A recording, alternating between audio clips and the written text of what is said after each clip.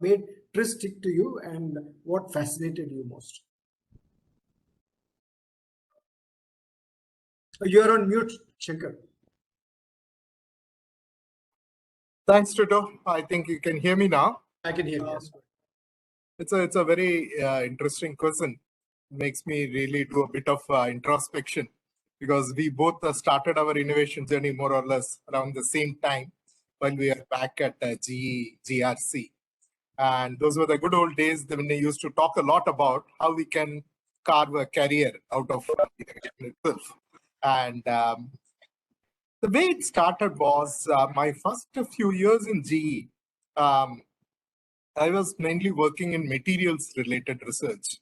And because I had a PhD in materials, so now it was natural that I start researching in that area. And my first few patents were entirely based on the domain knowledge that I brought in. And I had not used any innovation tools or structured problem solving tools.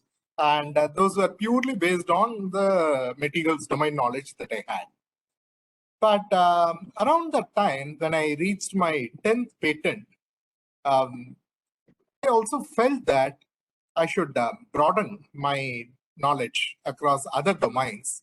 And that would be more interesting and also will be more impactful in terms of the kind of innovations that I can pursue and the kind of impact that I can make. But honestly, I didn't know much. I had only physics and materials knowledge. I didn't have knowledge of any of the other domains.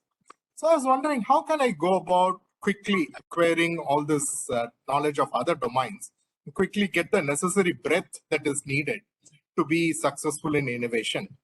And when I was looking for ways and means in which I can connect with other innovators and quickly pick up knowledge of other domains, one thing that came to my mind was possibly I can go to them and help them with a structured approach to problem solving. And in the process of working along with them, I can learn a lot more about their domain. And to do that, I need to know something which is very structured and which will definitely lead to an innovative idea every time we use it. Then I remembered that during my PhD days, on one Sunday afternoon, I had gone to the library and picked up a book that was Altshuler's book, and then the invented appear. And I had seen that, I found it very interesting. I had read that, and then almost I had forgotten about it over the years. It was almost 4 years after that. And at this moment, I remembered, can I go back to that and can I brush up my knowledge of that and use that to connect with innovators across other domains and accelerate my own knowledge learning?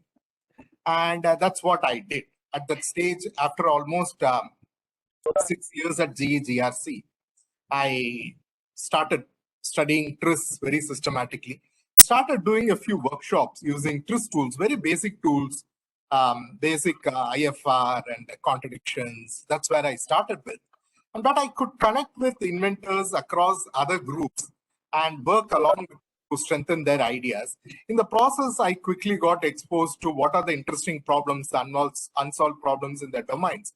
That greatly accelerated my knowledge and I could very quickly broaden my knowledge. Otherwise, it was only physics and materials. But being in this kind of a role as an innovation facilitator using TRIZ-based tools, within 1.5 years, I could very quickly broaden my knowledge across multiple domains. And that was my biggest attraction, why I started spending more time on TRIZ and why I started learning more things and then doing more workshops. Primarily that thirst for broadening my knowledge and coming up with more useful ideas, that was the driver. Okay,